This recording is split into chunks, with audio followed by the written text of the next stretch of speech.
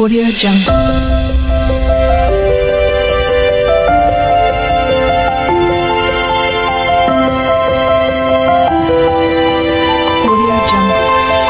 সুপ্রিয় শিক্ষার্থীরা, তোমাদের সকলকে আজকের এই ভিডিওতে সুস্বাগতম জানাচ্ছি।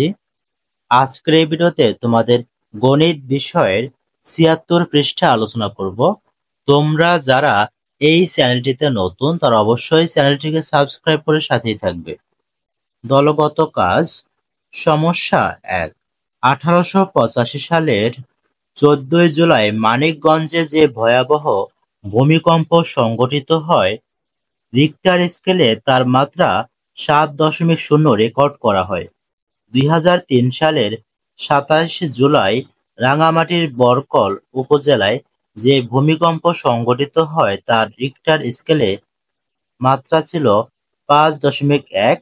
মানিকগঞ্জের ভূমিকম্পটি রাঙামাটির ভূমিকম্পের চেয়ে কত গুণ বেশি শক্তিশালী ছিল, এটা আমাদের বের করতে হবে। আর এটি হলো মূলত দলগত কাজ।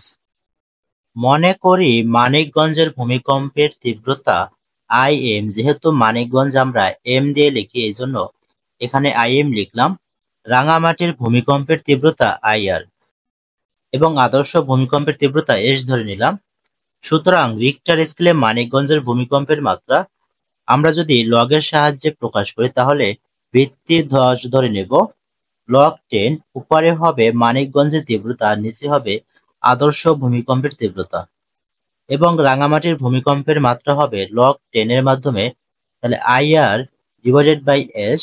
প্রশ্ন মতে এখানে যেহেতু আমরা জানি যে মানিকগঞ্জের ভূমিকম্পের মাত্রা ছিল ৭.০, তাহলে আমরা এইটুকু সমান সমান ৭.০ লিখতে পারি, অর্থাৎ log 10 IM divided by S equal to 7.0, এবং রাঙামাটির ক্ষেত্রে আমরা লিখতে পারি লগ 10 IR ভাগ S ইকুয়াল টু 5.1। এখন আমরা সমীকরণ ১ নং থেকে সমীকরণ ২ নং বিয়োগ করি। বিয়োগ করলে আমরা পাবো, এখানে একটা জিনিস তোমাদের খেয়াল করতে হবে ভালোভাবে, যদি দেখো লগে কোনো কিছু ভাগ আকারে থাকে তাহলে সেটা বিয়োগ হয়ে যায়। এজন্য আমরা এই লগ 10 এখানে লিখলাম, যেহেতু উপরে IM ভাগ S আছে এই জন্য IM বিয়োগ S দিব। লগ 10 IM বিয়োগ লগ 10 S মাইনাস, এরপরে দেখো এখানে আবার IR ভাগ S আছে এই জন্য আমরা লিখতে পারি লগ 10 IR বিয়োগ লগ 10 S ইকুয়াল টু এই 7.0 থেকে 5.1 বিয়োগ করলে 1.9 থাকে। এখন এখানে আমরা যদি এই ব্র্যাকেটটা উঠাই ফেলি তাহলে কি হয় দেখো, log 10 IM minus log 10 S minus, এখানে ব্র্যাকেটের বাইরে যেহেতু মাইনাস আছে ভিতরে মাইনাসটা গুণ হয়ে গিয়ে মাইনাসে মাইনাসে প্লাস হয়ে যাবে, অর্থাৎ আমরা লিখতে পারি লগ 10 IR মাইনাসে মাইনাসে plus log 10 S equal to 1.9। এখন এখানে লগ 10 S এবং লগ 10 S কাটাকাটি যায়, তাহলে থাকে হলো log 10 IM minus log 10 IR equal to 1.9। এখন যেহেতু এটা বিয়োগ আকারে আছে, যদি দেখো যে লগ বিয়োগ আকারে থাকে তাহলে আমরা সেটাকে ভাগ আকারে লিখতে পারি। তাহলে এখান থেকে লগ 10 নিয়ে নিলাম এবং IM এবং IR ভাগ হয়ে যাবে, তাহলে আমরা লিখতে পারি log 10 IM divided by IR equal to 1.9। এই লগারিদমীয় সম্পর্ককে সূচকের মাধ্যমে প্রকাশ করে পাই। এখন আমরা যদি সূচকের মাধ্যমে প্রকাশ করি তাহলে আমরা লিখতে পারি এই যে ভিত্তি 10 আছে এই 10 এর উপরে এখানে 1.9 চলে যাবে, ডান পাশে থাকবে IM ডিভাইডেড বাই IR। এখন এটা যদি আমরা ক্যালকুলেটর দিয়ে হিসাব করি তাহলে এই মানটা পাবো। অতএব IM সমান সমান এখানে IR টাকে আমরা ডান পাশে গুণ করে দিই, তাহলে হবে IM সমান সমান 80 ইন্টু IR। সুতরাং মানিকগঞ্জের ভূমিকম্পটি রাঙামাটির ভূমিকম্পের চেয়ে প্রায় 80 গুণ বেশি শক্তিশালী ছিল। সমস্যা ২।